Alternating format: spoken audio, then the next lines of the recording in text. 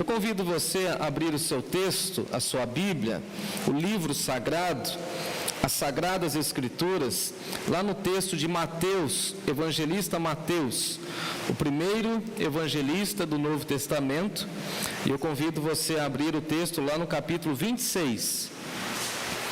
Mateus, capítulo 26. Aos irmãos que estão nos acompanhando também pela internet, sejam todos bem-vindos. Abra aí em suas casas o texto de Mateus 26, e eu leio a partir do verso de número 17 e caminho com vocês até o verso 30. A porção que escolhi nessa noite é um pouco longa, e eu espero que você me acompanhe nessa leitura. Diz assim o texto sagrado: No primeiro dia da festa dos pães sem fermento, ou pães asmos, os discípulos vieram a Jesus e perguntaram: Onde quer que preparemos a refeição da Páscoa? Ele respondeu: Assim que entrarem na cidade, verão determinado homem, digam-lhe: O mestre diz: Meu tempo chegou e comerei em sua casa a refeição da Páscoa com os meus discípulos. Então os discípulos fizeram como Jesus os havia instruído e ali prepararam a refeição da Páscoa. Ao anoitecer, Jesus estava à mesa com os 12. Enquanto comiam, disse: Eu lhes digo a verdade, um de vocês vai me trair. Muitos aflitos, eles protestaram, um após o outro: Certamente não serei eu, Senhor. Jesus respondeu: Um de vocês que acabou de comer da mesma tigela comigo, vai me trair. O Filho do Homem deve morrer, como as Escrituras declararam há muito tempo, mas que terrível será para aquele que o trair. Para esse homem seria melhor não ter nascido. Judas, aquele que o traíra, também disse: Certamente não serei eu, Rabi. E Jesus respondeu: É como você diz. Enquanto comiam, Jesus tomou o pão e abençoou. Em seguida, partiu em pedaços e deu aos seus discípulos, dizendo: Tomem, comam, porque este é meu corpo. Então tomou o cálice de vinho e agradeceu a Deus. Depois entregou aos seus discípulos e disse: Cada um beba dele, porque este é o meu sangue, que confirma a aliança. Ele é derramado como sacrifício para perdoar os pecados de muitos.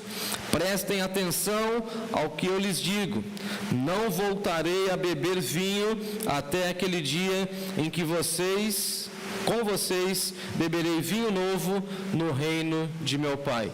Então cantaram um hino e saíram para o Monte das Oliveiras. Ore comigo mais uma vez. Senhor Deus, amado Pai, diante da Tua presença, nós nos colocamos e nós nos curvamos.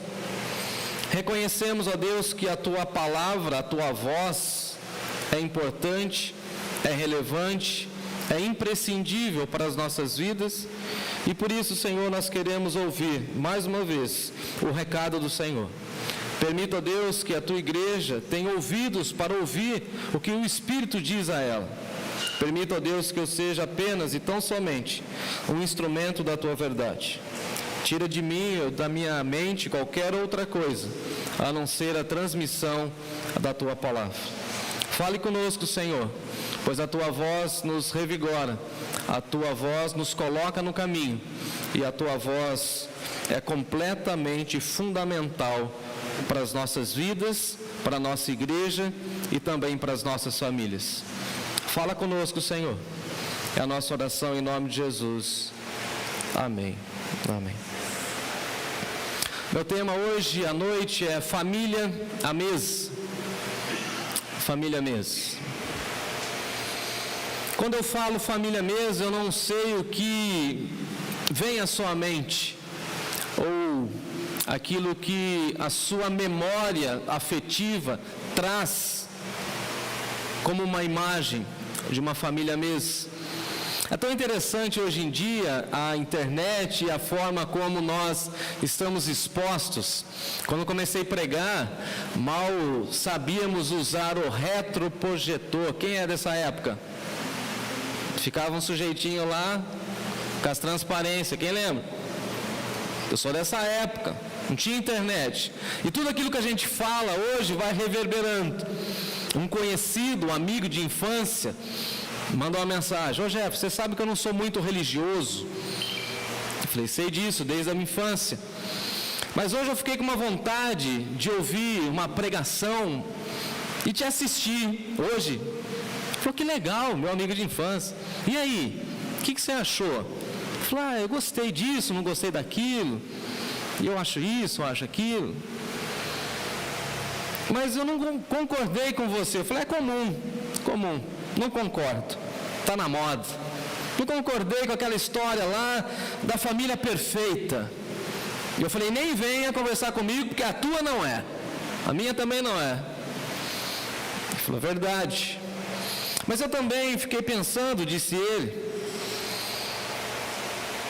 que para mim e para a minha realidade, a minha riqueza se consiste em outras coisas. E não concordei contigo quando você disse que o seu patrimônio é o seu filho. Eu falei: eu cometi um equívoco pela manhã. Porque a Bíblia diz que os filhos são herança do Senhor, presente. Mas eu esqueci de falar pela manhã que a esposa é presente de Deus, é dádiva de Deus. Homens aqui comigo. Se você tem uma esposa, significa que Deus é bom com você. Porque é cada homem feio, nem por nem. Tem uns camaradas que é mais feio que eu. Pastor, eu já volto meu amigo, tá? Pastor, será que tem solução para mim? Eu falei: teve para mim, meu filho. Tem para você. E esse meu amigo disse: olha, o meu patrimônio é isso e isso. Ele começou a relatar o seu patrimônio. Eu falei: olha, eu acho bonito, legal, mas por outro lado eu falo assim: que pena, porque você só tem isso. Você não tem mais nada além disso. Infelizmente, você é meu amigo de infância, eu tenho que te dizer a verdade, porque você está edificando ou construindo um patrimônio para essa vida. E segundo Jesus, as traças vêm, destroem, o ladrão vem e rouba, a ferrugem vem e ataca, e quando você partir, você só tem isso. E partir sem Jesus, ou sem estar à mesa com Jesus, é uma loucura. E a conversa que estava sendo travada somente em questões de filho foi para um caminho espiritual. E aí então mandei uma foto para ele, provocando reflexões, nós almoçando em casa. E aí tirei uma foto, não de hoje, de outro dia, e mandei para esse amigo e falei assim: essa é a minha riqueza. Eu, Timóteo, Natália e Barnabé no fundo. E aí ele me disse assim no final da tarde, assistindo o jogo do São Paulo, nosso time: quando ganha, tem que falar de vez em quando. Quase nunca. Aí ele falou assim: quem diria, hein? Falei: por quê? Nós que saímos de lá, ter uma mesa assim. Eu falei: você tem uma mesa mais bonita do que a minha, mas talvez você não tenha a riqueza que tem na minha mesa. E a riqueza da minha mesa é que todas as refeições que nós fazemos em casa, nós damos graças a Deus por cada grão de alimento, cada pedaço de carne que nós temos aqui, cada gota de suco, que nós glorificamos a Deus e reconhecemos que tudo isso veio das mãos dadivosas de Deus. Eu acho que a palavra foi meio ofensiva para o meu amigo. E ele disse: mas eu não tenho essa riqueza. Eu falei: é porque você ainda não se sentou na mesa com Jesus. Família mesa. E nós precisamos resgatar aquilo que a mesa simboliza para nós. Tanto a mesa do Senhor como a mesa. Você tem mesa na sua casa? Outra pergunta, você usa a mesa da sua casa? Ou você, como eu, na época da pandemia, usou a mesa para o home office, para trabalho? Quando fui me casar com Natália, nós, na minha família, tínhamos uma outra rotina e mamãe deixava a gente de vez em quando assistir o Globo Esporte. Naquela época dava para assistir a Globo Esporte. A gente assistia o time de futebol e de vez em quando a gente assistia com o prato na mão. Casei com Natália. Natália é a moça que vai falar o seguinte: não, tudo para nós tem que ser na mesa. E aí quando eu casei, eu falei assim: eu que sou o chefe da casa, eu que mando agora nesse pedaço, nesse reduto, vou pegar meu prato. Acho que foi na primeira semana de casado. Peguei meu prato, Val, você dá risada, né? Fui lá, sentei no meu sofazão. Aí a Natália falou assim: você não é mais menino, não. Falei: eita, sai do meu pé. Nós temos mesa. E demorou para eu entender o valor da mesa. Demorou para eu trazer à memória as lições que a minha mãe me passou na mesa. Demorou para eu entender, e talvez você ainda não tenha entendido o valor da mesa, porque é na mesa em que nós nutrimos o nosso corpo, mas é na mesa em que nós nutrimos também a nossa alma. É ali na mesa em que você fala com o seu filho, conversa com a sua esposa. Tem algumas conversas difíceis, também na mesa. Tem conversas afetuosas que se dão na mesa. E a nossa espiritualidade cristã passa pela mesa. E quem não entender o valor da mesa, não pode adentrar a eternidade, porque nós somos convidados, como povo de Deus, a celebrar as bodas do Cordeiro. E um dia estaremos diante de Deus, celebrando ao Cordeiro que foi morto e vive pelos séculos dos séculos. Amém, que é Jesus. Agora, será que nós, hoje, século 21, vida agitada, correria, valorizamos a mesa? E alguém disse assim para mim, brincando: mas você fala muito de comida. Eu falei: eu tenho que honrar a minha herança GG do passado. Tenho. A psicologia vai dizer para nós que uma das coisas que mais nos dá prazer tem um jargão entre nós. Quem aqui é batista desde sempre como eu? Crente não bebe. Hoje está na moda, né? Mas o crente que conhece a Bíblia não bebe. Ninguém fala amém. Fiquei com dúvida, hein? Onde vocês estão? Crente não bebe, vírgula, mas... E por que a gente come? Por que a gente come muito? Porque é uma fonte de prazer. A gente gosta de comer, ou deveria gostar de comer. As crianças aqui entre nós já aprenderam isso. Eles querem saber o versículo, mas eles também querem saber o que tem depois. E nós fizemos alguns testes aqui entre nós. Vocês estão pegando tanto o meu jeito, o meu estilo pastoral, que acaba o culto, o pessoal fica rondando aqui, dá 5 minutos, ninguém vai embora, 10 minutos, ninguém vai embora, 15 minutos, ninguém vai embora, e alguém chega do meu lado e fala assim: não vai ter café não? É mentira? É mentira? Tem nada para comer não? Eu vou voltar a pregar lá, vou alimentar a alma de vocês. Não, isso daí já está bom. Foi a última conversa que tivemos aí nas 3 últimas semanas, que não tivemos nada, só água no bebedouro, só. Porque a nossa espiritualidade passa pela mesa. Porque é na mesa em que nós conversamos, é comendo junto que a gente vai conhecendo uns aos outros.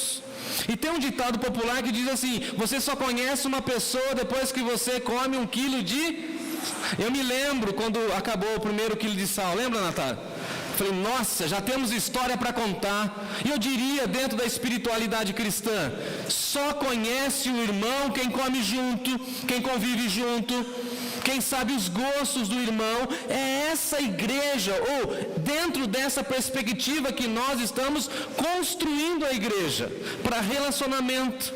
Na mesa você não é desconhecido, na mesa os seus sonhos, os seus medos são tratados. É na mesa que você, pai, olha nos olhos do seu filho e fala assim: você não está bem, você está chorando. É na mesa que você também demonstra amor e cuidado e afeto, quando você faz um prato que você sabe que aquela pessoa gosta. E aí você fala assim: olha, eu depositei todo o meu amor nessa refeição. Eu vou citar alguns casos e eu espero que ninguém fique bravo comigo. Eu me lembro uma vez que eu fui lá na casa do Pedro e da Fabiana, um jantar. Você lembra aquele prato que você fez? Inesquecível.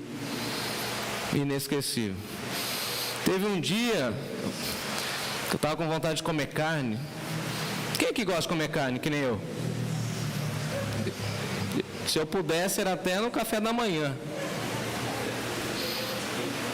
Eu falei assim: nossa, eu estou com vontade de comer uma carne assada. Foi naquela época que eu não estava muito bem. Aí, a gente chama ele de tio, né? Aí o tio Mário chegou e falou assim: vamos cortar uns bifes lá em casa? Falei: oh Deus, obrigado. Lembra? Coisa boa. Teve um dia que eu estava com vontade de comer um feijão bem temperado, coisa... como diria alguns amigos meus, de prima mesmo, de primeira. A Elisângela falou assim: Simeão tá de folga, lembra? Aquele feijão lá, lembro. Aí tem um amigo nosso que está aqui, teve um problema no carro, passou um perrengue aí, não sei na onde, foi pescar. Quando ele voltou de viagem, depois que ele amansou, né? Porque ficou nervoso lá um tempo. Aí a Rejane falou assim: pastor, fiz uma peixada. Falei: isso daí é brincadeira, Rejane. Foi não?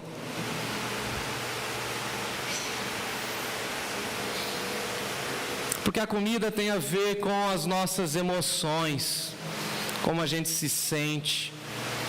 Veja que tudo isso para dizer se você está vivendo com a sua família na mesa, se você tem tido tempo de oração com a sua família à mesa, se você faz culto doméstico na sua mesa, ou se você pega somente a sua mesa para colocar os boletos. Não, coloque todo mundo à mesa.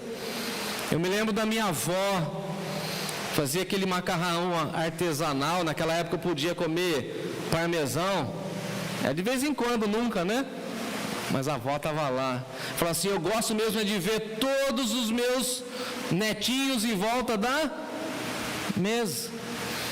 E aí vem o autor bíblico que vai dizer para nós que a maior alegria, o maior prazer de um pai, de uma mãe, é ver os seus filhos em volta da mesa.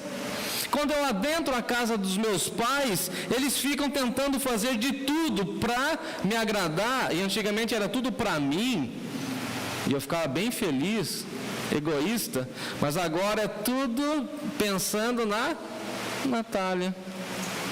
Depois Timóteo, perdi. Fico lá. Antes eu tinha o meu lugar na mesa. Agora eu fico num banquinho, fora da mesa. Agora, tudo isso para dizer que na família de Deus tem lugar para todo mundo, e na família de Deus todos somos chamados e convidados a sentar à mesa. Veja o contexto: Jesus está à mesa, e Jesus está à mesa com a sua família, ou seja, com os seus discípulos. Eles estão juntos com Jesus, e Jesus está celebrando uma refeição, e Jesus fala o seguinte: olha, está chegando a época da Páscoa, e eu quero celebrar a Páscoa com vocês, eu quero estar junto com vocês, eu quero comer com vocês. E agora, é interessante também, porque na mesa temos algumas conversas que não são tão agradáveis. Tem algumas que são bem agradáveis na mesa. Quando você está na mesa, por exemplo, à vontade, e aí você fala assim, você fica na ponta, né? E aí você fala assim: ô Lucas, passa para mim aí o vinagrete. Aí o Lucas fala assim: pois não. Aí você fala assim: ô Renato, passa esse molho que está aí na ponta para eu temperar a salada. Eu falei: estou à disposição. Uma conversa boa. Agora tem umas conversas que não são tão agradáveis na mesa. Quem é pai, um exemplo: você tem que repreender o seu filho. Você faz isso na onde? Na mesa. Quando você vai corrigir o caderno dele da escola, você faz isso na onde? Quando a sua filha começa a querer namorar aquele cara que você não queria, você chama na onde? Senta aqui na mesa. Quando a mulher quer conversar sério,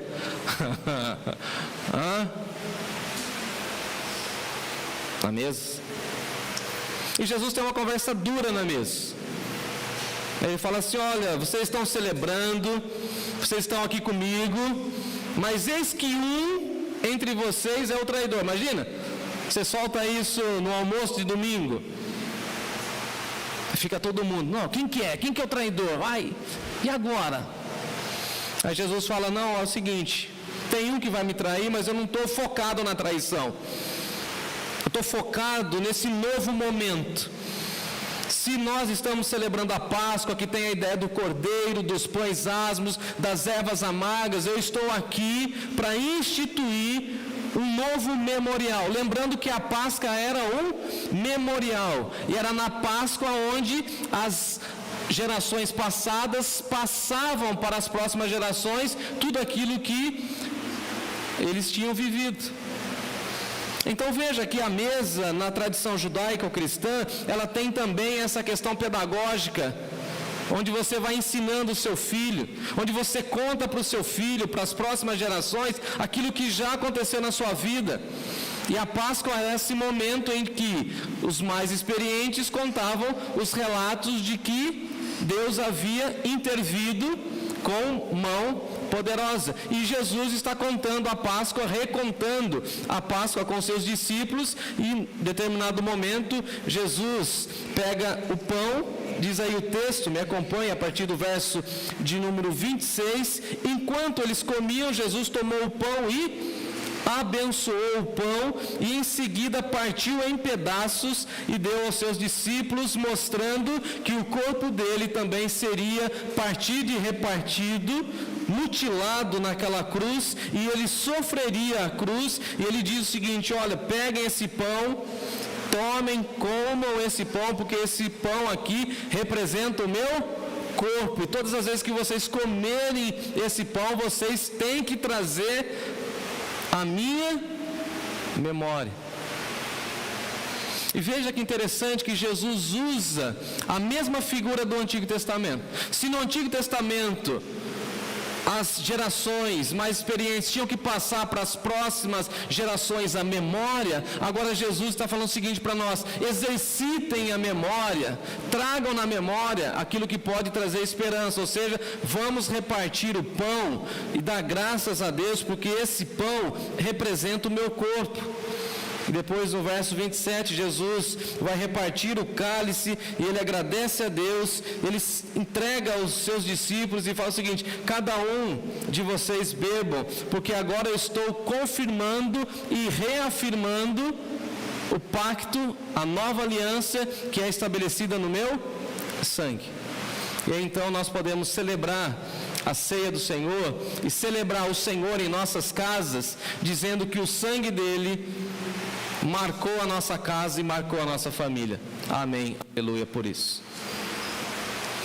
Na Páscoa, o anjo da morte passa e não encontra guarida na onde tem o sinal da mancha do cordeiro. E aí nós podemos cantar nessa noite e falar assim: eu e minha casa servimos a Deus, e a minha mesa será local de culto, de bênção, onde eu vou passar para outra geração aquilo que eu já recebi do Senhor. Porque a tradição bíblica vai dizer o seguinte: aquilo que eu recebi, eu também vou transmitir. Aquilo que eu recebi do Senhor, eu também vos entreguei. E a minha pergunta como igreja é: será que nós transmitimos às próximas gerações o valor da mesa? Será que nós falamos daquilo que Deus já fez na nossa vida, na nossa existência, para as próximas gerações? Será que eles já foram impactados pela mesa? Fico imaginando e sonhando e orando um dia em que essa nova geração que vai surgindo entre nós comece a falar assim: olha, e eles já estão fazendo isso, quero ser batizado. As crianças ficam atrás de mim: pastor, e aí não sei quem vai soltando como eu posso falar? As informações ou as lendas, né? Esses dias Timóteo chegou em casa e falou assim: pai, falaram que é só com 12. Quem que falou? Falaram. Tem um membro da igreja que falaram, que é engraçado. Falaram que é o 12. Aí outro menino falou assim para mim: não, pastor, é 9. 9 anos. Falei: vocês não querem amadurecer um pouco mais? Falei: não, a gente tem compromisso com Jesus. Os adolescentes que já têm compromisso com Jesus, eles entenderam que a mesa é importante. É comer o pão, repartir o cálice, lembrando que o corpo de Jesus foi entregue na cruz, que o sangue dele foi vertido na cruz, e você pode fazer isso celebrando ao Senhor com a sua casa, com a sua família. Eu duvido que no próximo domingo, ou na próxima refeição que você tiver com a sua família, que a refeição será a mesma. Eu duvido. Ou você vai olhar para aquela mesa e vai falar assim: obrigado, Senhor, minha família está aqui, meu tesouro está aqui, a minha riqueza está aqui. Eu posso perder tudo, ó Deus, mas eu só não quero perder essa minha casa. Deus, eu posso perder tudo, mas eu não quero perder o convívio com a igreja, família de Deus. E por isso uma mesma mesa, por isso uma mesma celebração, e por isso nós somos chamados por Jesus a celebrar, a cantar e a viver dentro dessa perspectiva do perdão e da graça. Porque o texto ainda vai dizer que esse sangue é derramado em favor de muitos. E a minha fala final é o seguinte: tem lugar na mesa. Tem lugar na mesa. Tem algumas poucas cadeiras ainda vazias, que é para você chamar alguém e falar assim: venha à mesa. Há lugar na casa do Pai, há lugar na mesa do Pai. E aí talvez a minha dica final seja essa: celebre mais na sua mesa, gaste mais tempo na mesa, viva com a sua família à mesa. Numa sociedade onde tudo é tão rápido, no feriado, no domingo que você puder, seu marido estiver de folga, sua esposa, separe um tempo para ficar na mesa. Até que alguém chegue e fale assim: mas ninguém vai guardar a comida? Falar a verdade, guarda a comida. Aí alguém fala assim: tá gostoso aqui na mesa? Não vai ter sobremesa? Sobremesa. Pega a sobremesa lá na geladeira, põe na mesa. Aí come a sobremesa. Só eu que sou assim? Gordinho? Aí dá lá para umas 3 horas. Se eu estou na casa de alguém, eu já falo: Aquele dia não, porque estava de noite, né, Carlos? Então um cafezinho, né, Cruz? Um cafezinho das 3 da tarde, domingão. Mas não é cafezinho só, né? A gente gosta de um biscoitinho, viu? Aí quando você vai ver, você sentou na mesa meio-dia e está saindo 5 da tarde. Aí você fala assim, não, tem ensaio na igreja, tem culto. E você esquece o futebol, você esquece os problemas, você esquece a vida, e você está focado nas pessoas que você ama. Quando você vem para um culto de ceia, você não pode ter pressa. Porque pode ser a última ceia nossa. Você já parou para pensar nisso? Se essa for a sua última ceia, se a sua ceia cair amanhã e Deus te chamar, você está em paz, você fez tudo o que você deveria ter feito para a sua família, para a sua igreja. Você já disse que ama as pessoas que estão convivendo na sua casa? Natália, eu te amo. Pisca para mim, ó. Responde. Poxa, eu amo vocês. A gente pensa que a gente vai ter mais um mês, mais uma semana, mais 2 anos, mais 5 anos. Temos essa certeza, irmãos? Temos essa certeza? Por que não pegar esse pão e falar assim, obrigado, Deus, pelo corpo de Jesus, obrigado pelo teu amor, obrigado por esse sangue que purifica a minha alma é suja, mas a minha alma foi lavada pelo sangue do Cordeiro, e um dia eu estarei com vestes brancas na tua presença. Obrigado, Senhor. O que eu amo mesmo é estar à mesa com os meus amigos. O que eu amo mesmo é estar à mesa celebrando com os meus pares. E por isso eu convido vocês a se colocar em pé e cantar comigo. Venham à mesa para que possamos cantar, celebrar. Se você é convertido, foi batizado biblicamente, pega ali o seu cálice, se você ainda não pegou. Se você ainda não foi batizado biblicamente, converse comigo. Terei a maior alegria de levá-lo às águas, para que você tenha esse privilégio de celebrar conosco a morte e a ressurreição de Cristo Jesus. Vamos cantar.